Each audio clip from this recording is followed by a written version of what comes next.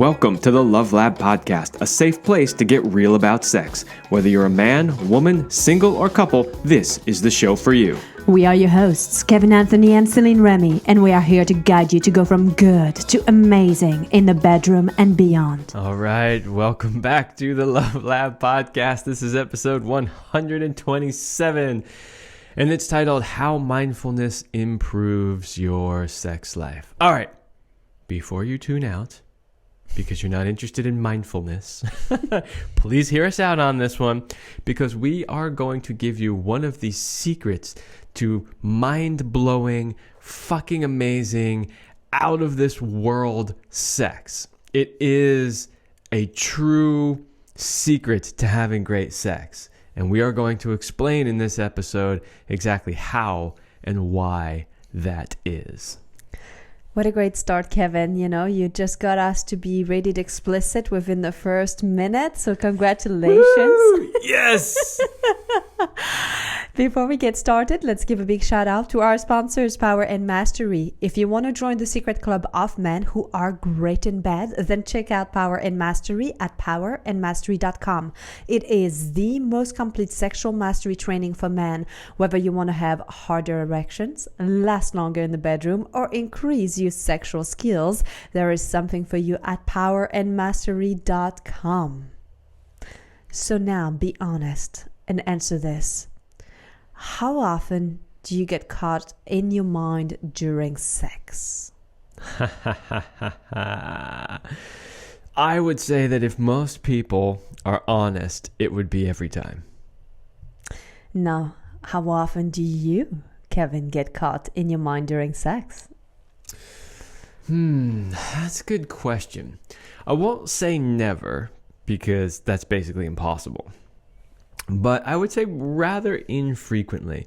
Actually, I've gotten really good over the years at once I decide like now is sex time, like I really focus on what I'm doing. It doesn't mean that things don't creep in here or there. I mean, you know, it's impossible to completely tame the monkey mind. But for the most part, I'm pretty good at it. But I will say that wasn't always the case. Mm-hmm. What about you? Am I being on the spotlight? The spotlight. It's now on you. I'd say that often I start being caught up in my mind. And because we have enough like longer sex, I get out of it. So I do believe that for us women, because we have diffuse awareness, it works against us that we have more things in our head, and during sex it's harder to get out of like our thinking and multitasking thing. And that also, because of the way we're wired, sometimes just being aroused is not enough, or sometimes we don't feel the arousal even though our bodies are turned on. So we think in our head that we're not ready and not turned on while we are actually ready. So I do believe that if you know that about yourself, like I do, and it's a discussion that Kevin and I have had in the past, you do help me in just being more present. And we don't make it a big deal. We just know that's how it is. And I know that if I give it 20 minutes, I'll get over it. Yeah, and this is an important fact. We're going to talk about that more later on in the show. But there really is a difference between men and women and how they tend to do things. Now, this doesn't mean that women are not present and men are always present. That it does not mean that in any way. There are guys who are just as distracted or more distracted because, and we'll get to this later too, they're stuck in fantasy in their minds, right? So they're living out some fantasy in their head about the sex rather than being present for the actual sex that's occurring. So we're not trying to say that, but there is a difference between men and women in that, in general, this is just a generalization, there are exceptions to everything. Men tend to be more task-oriented, focused on a specific thing. Women do tend to be a bit more diffuse and be able to multitask a whole bunch of things all at one time. This doesn't mean that men can't multitask, and it doesn't mean that women can't focus. So just get over it right now. If you think you're going to type that in a comment, just save it, right? Give it to somebody else who will listen, because we're not going to. So these are just generalities about the way we tend to operate and how things can show up and manifest in your relationship and in your sex. So in our sex life, the way that tends to show up is that, yes, very often when we decide to have sex, for probably the first 20 minutes, maybe even 30 minutes, maybe even 40 minutes, you're there. It's not that you're not there with me and you're not present, but I can often tell that you're not 100% there, you know? And then if we make love long enough, you definitely get there. And I don't know, anything you'd like to add about that? There's no pattern. Sometimes I get there sooner, sometimes I'm already there, and sometimes I don't. It's really rare, though, that I actually don't. Yeah, that is pretty rare. And yeah, it's a good point to make that this isn't something that happens every time. That sometimes you're there 100%, like right from the get-go. Yeah. But it does vary a little bit more. Absolutely. You know, the only reason that I'm sharing this too is because I want every listener, especially our women listeners, to know that there's nothing wrong with them, that they are normal, and that you having sometimes a hard time getting out of your head or feeling your arousal is not that uncommon and unusual. You simply need to know how to get around it to really enjoy your body and your sexuality more. And this is what we're going to be sharing with you. So knowing that can take some of the pressure off. Also, I never put a time that it has to happen in this amount of time, you know, because again, that wouldn't be really a mindfulness practice. Reminds me of that joke. Teacher told me to do an hour meditation. I nailed it in 40 minutes. Yeah, that's right? not how it works. That's not how it works. We're going to get to that because we're going to give you a whole list of things that you can do to have more mindful sex, and also a list of things, benefits, reasons why you really want to do this. So let's talk about some studies here. Studies shows that approximately half of all women experience some kind of sexual difficulty at one point in their lives, with either lack of interest in sex being by far one of the most common and the most distressing. And when sex suffers, so do all other areas of life. And I'm sure that you are familiar with that if you've been through this. You know, your life can be great, but if your sex isn't, there's still this thing that sucks. And if your life sucks, but you have great sex, it gives you a more positive outlook on it. For sure. You know, and I want to say also that, you know, so it says here that lack of interest in sex being by far the most common and the most distressing. And I'm going to say that I personally think that one of the main reasons why women lack interest in sex is because of the way that men approach sex with their women, and that really has a lot to do with the mindfulness and presence. What do I mean by that? I think a lot of men approach sex as a purely physical thing. We're rubbing genitals together and I'm going to get off, and basically no matter what happens, that's the practice of sex. Women need connection. They need to feel that deep connection. They don't want to feel like, oh, I'm just a hole that you're using, or I'm just here to get you off, or any of that. And so I think that the more mindful, the more present a man can be with a woman, the more she will feel that, and the more connection she'll feel, the more enjoyment she'll feel, the more into sex she's going to be. And the less pressure there is put on her, the more she can just be who she is in that moment. And so if you approach her thinking she has to come, she has to behave a certain way, and if she doesn't, something's wrong, the more pressure you put on her to orgasm, the less likely she gets there or she can enjoy it. So it's really important to drop that goal. goal. And I know we talk a lot about this. If you've been listening to the Love Lab podcast, we talk a lot about dropping the agenda and all of this. But we got to like bring this point home, because that is the number one problem we see with the clients that we work with all the time. Yeah. So Kevin, tell us, do you think sex can be seen as a mindfulness practice? Let's start with that. Okay, yeah. So what we've done is compile a bunch of questions that people tend to ask about this. And that's the first one is, do you think sex can be seen as a mindfulness practice? And absolutely it can be. Without a doubt. In fact, not only can it be seen as a mindfulness practice, but I think that if you're not treating it as a mindfulness practice, then you're not having the best sex that you could possibly have. Oh, that's a really good point you're bringing there, Kevin. Because I see that if you start seeing sex as a mindfulness practice, then you don't get stuck so much in the sex is a routine or sex is no more interesting. It only becomes that way if you've made sex all about a particular goal and just make it about the excitement or the physical response rather than the experience. So that's a really big reframe for all of you listening today, to see that if you change how you view sex, which is all about your mind, then sex becomes better. And there was nothing else you had to do, no trick, no Kama Sutra you had to read, no special cream or whatever to apply. You just had to think about sex differently. And this is why it's a secret, what I call a secret ingredient, right? We're now talking about advanced level lovemaking here, right? So, we often give tips and tricks. We did a great episode on how to eat pussy like a pro, and there was great stuff in that. And at the same time, this is the piece that's going to take that eating pussy to the next level, or penetration to the next level, or even giving a massage to the next level, right? This is the piece that so many women crave and want and know that they want, but don't really know how to verbalize.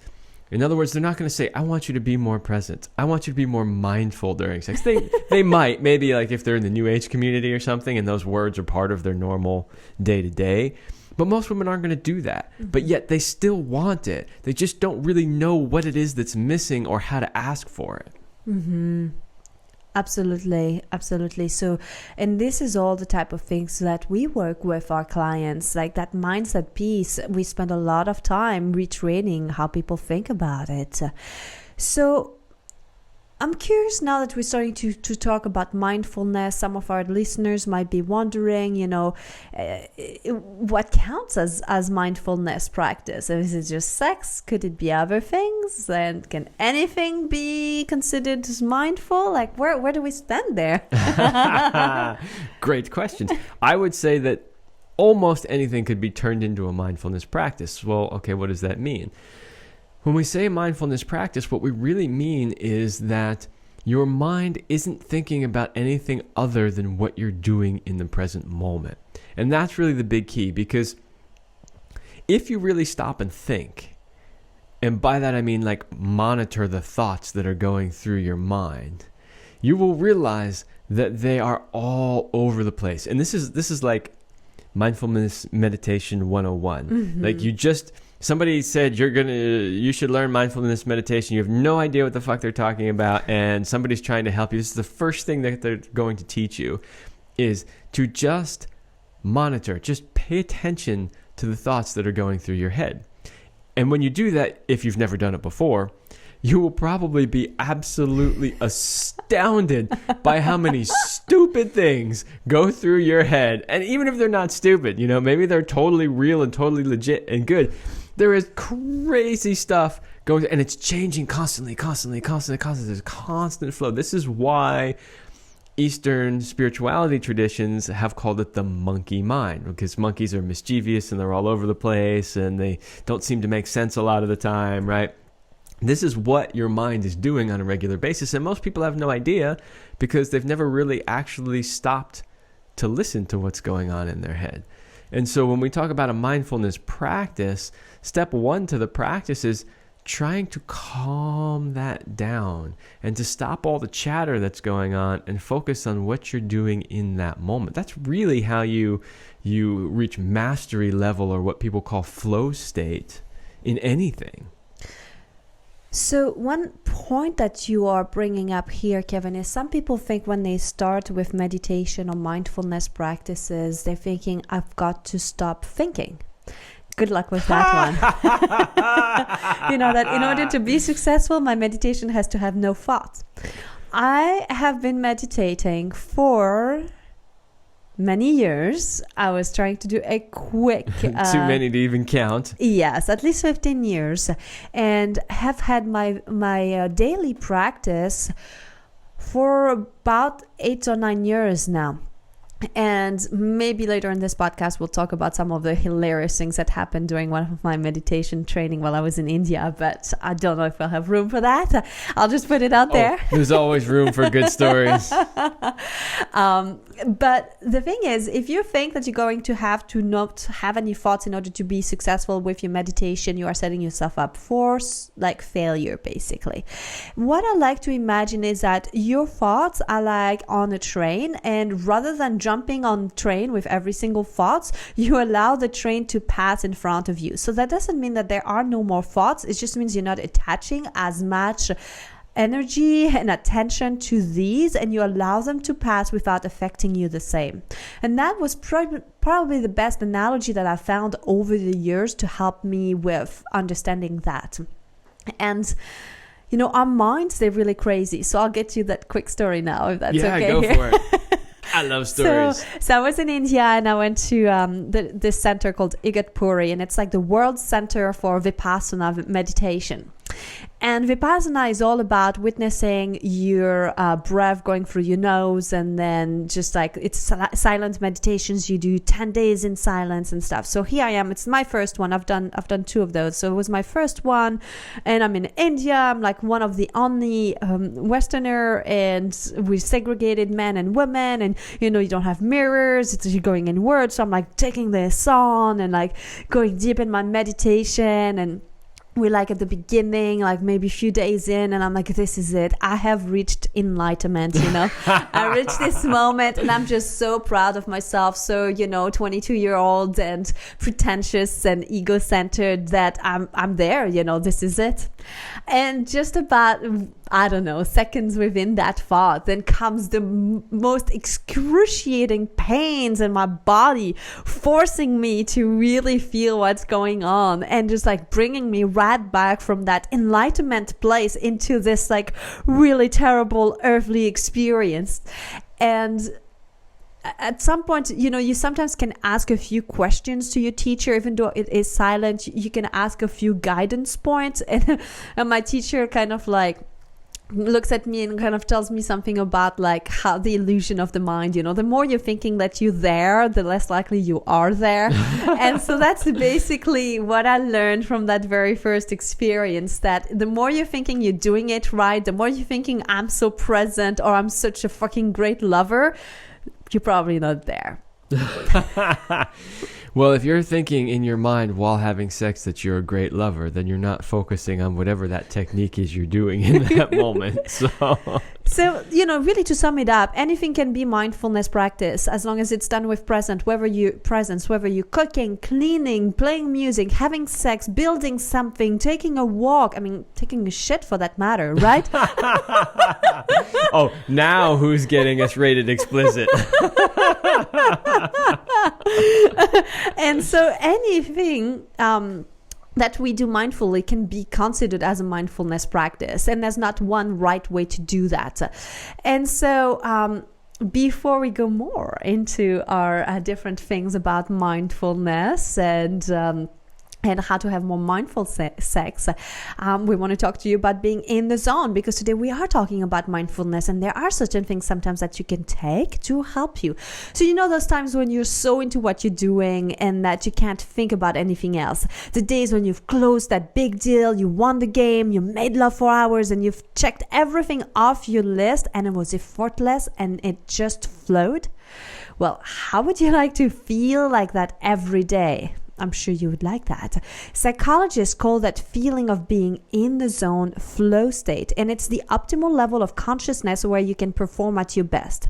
Now, you can use something called alpha brain to help you achieve a flow state and support other aspects of cognitive function for better memory, focus, and mental processing. Alpha brain can help you remember names and places, focus on complex tasks, think more clearly under stress, and react more quickly.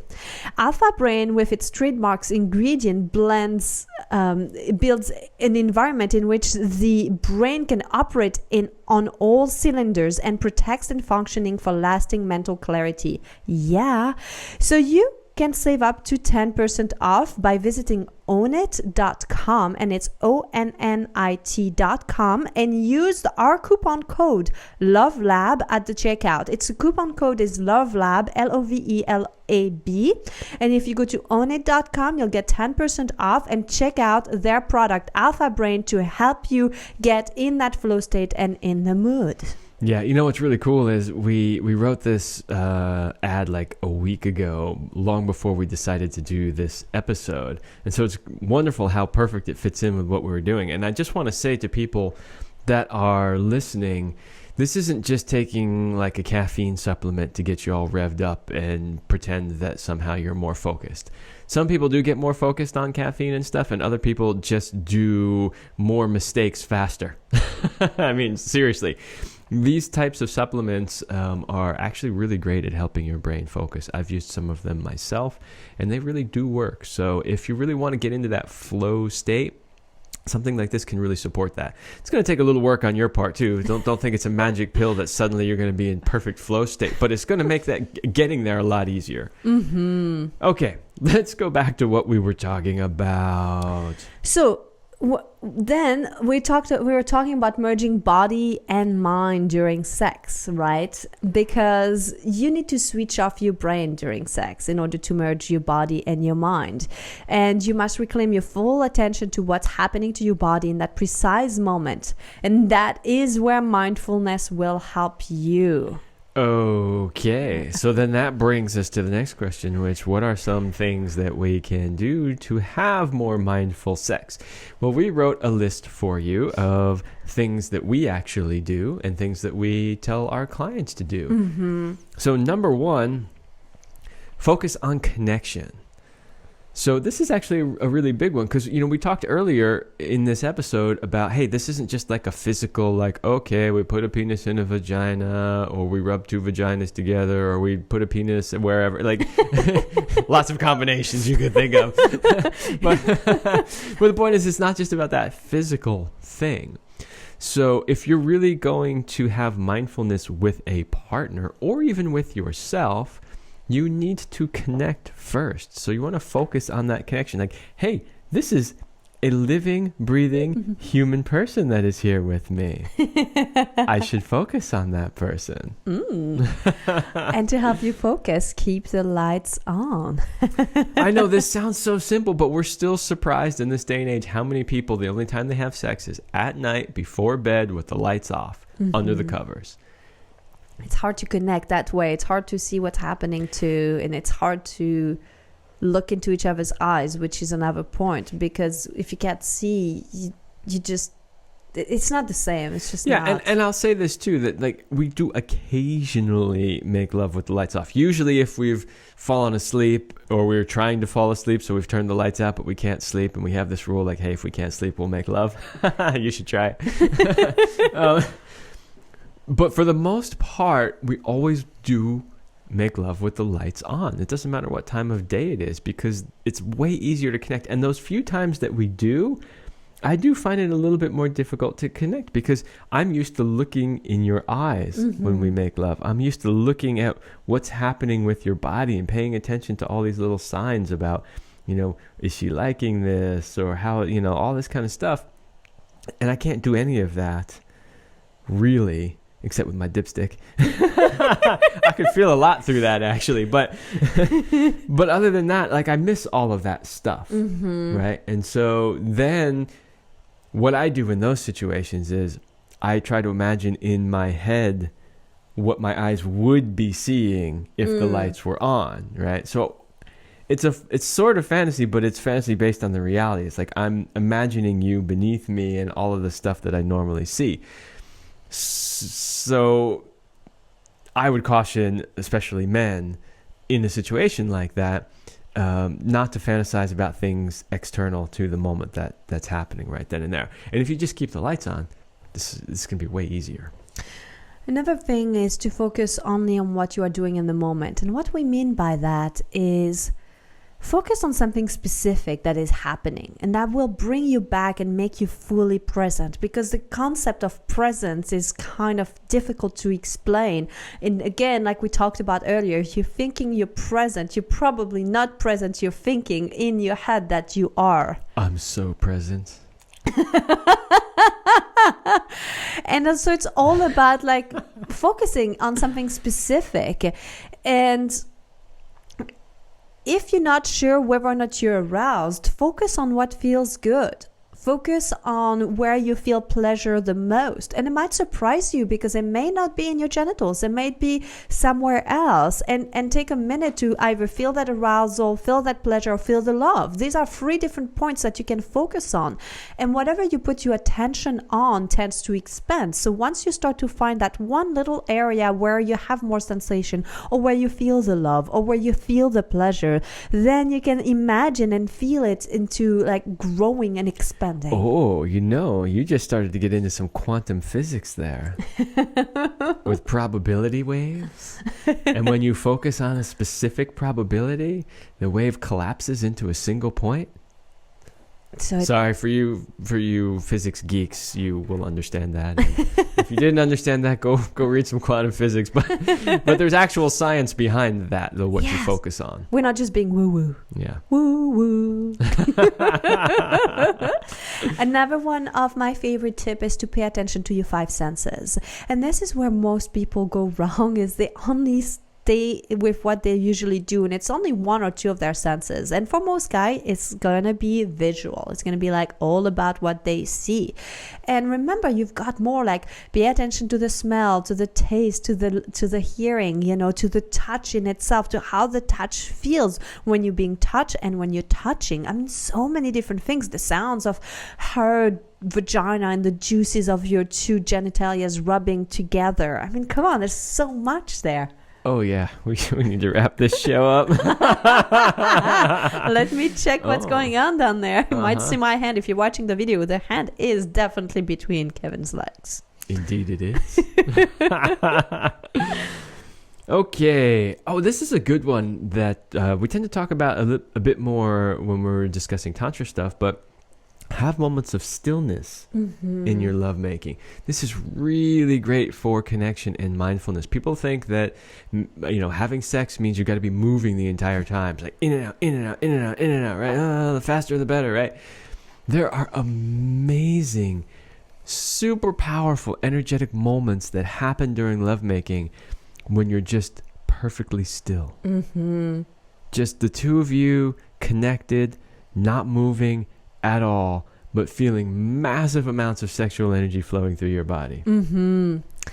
You need to try to make it past the 30 to 40 minutes mark to get to these places. The minimum would be 20 minutes, and 20 minutes usually is to get out of your head. And that 30 to 40 minutes mark gets you into the zone that we were talking about earlier, and even sometimes 45 minutes. And unless you have the ability to go the distance, you can't make this happen. There's no shortcuts to that. Yeah, and this time is going to vary for everybody. These are just generalities. So, doing the work that we do, we've kind of figured out a range that we tend to see a lot of people in. Like, it takes about this long. Well, and let's be honest, I'm the geek too, where I'm constantly looking at the clock and be like, I bet it's been 20 minutes. Oh yeah, look at this. Okay, now here, something changed. How long have we been making love for? Yes, that does happen. Well, that's why we are the Love Lab. We try all this stuff. We're not just reading books and regurgitating. So yeah, and this is why being able to last longer, and if you're a guy, being able to separate your ejaculation and your orgasm is so key. Because for so many women, it's going to take them 20, 30, 40, 45 minutes to really get out of their head, really relax into it, and then the orgasms start to flow again and again and again. If you can't get to that point, she's not going to get to that point.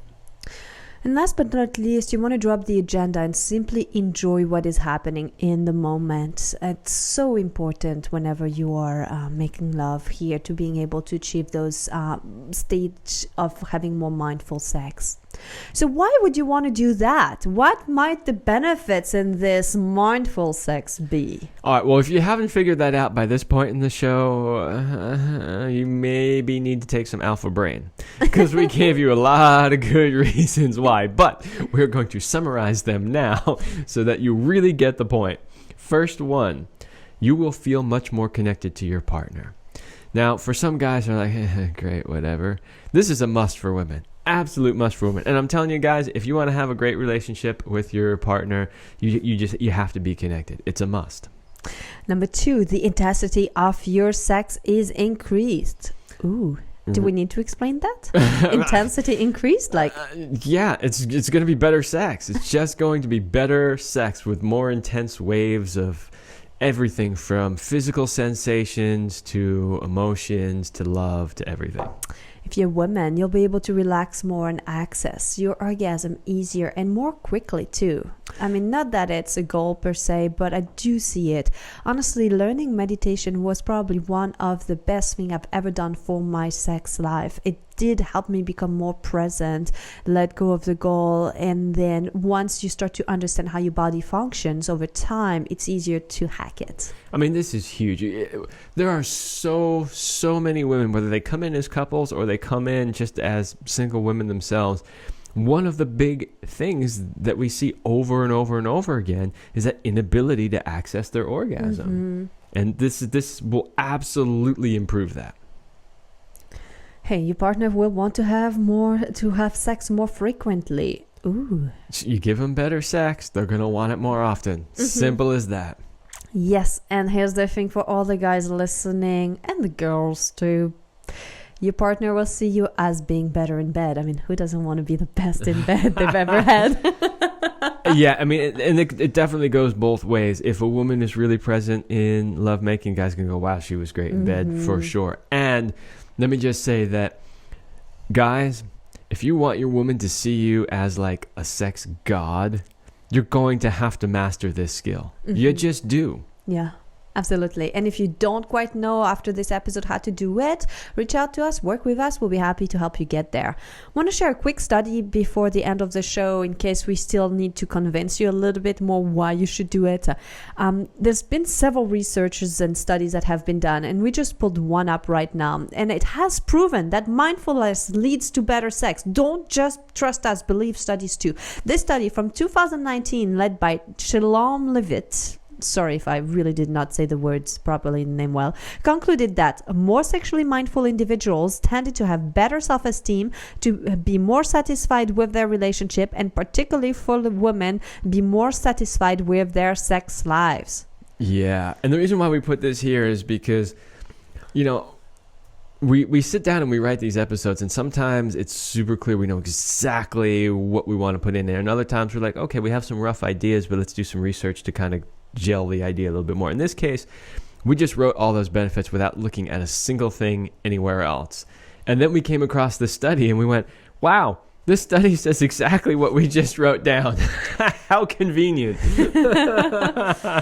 You know, if we're going to leave you with one thing, is that mindfulness requires practice. Just because you've done it once doesn't mean you never have to do it again. It's a consistent practice, regular practice. But if you can start by using it in your daily life, in small and seemingly unimportant tasks, little things, you know, maybe drop that phone and pay more attention when you're on the next time on your walk, or next time you're cooking, just pay attention to your cooking, you know. And what you'll see is that you will start to prepare yourself for also being more mindful in sex, because it doesn't just go like, oh, I can be not mindful in my life, the bedroom door's closed, now I'm going to be mindful during sex. It's every time you practice more, and it becomes part of who you are.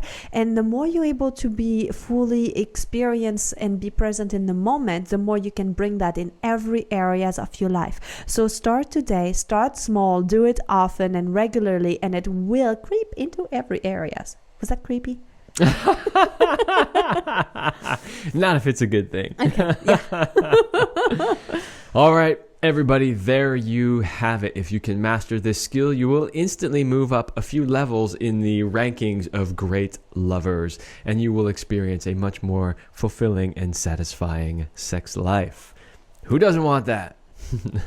All right, that's all the time we have for this episode, and we will see you next week.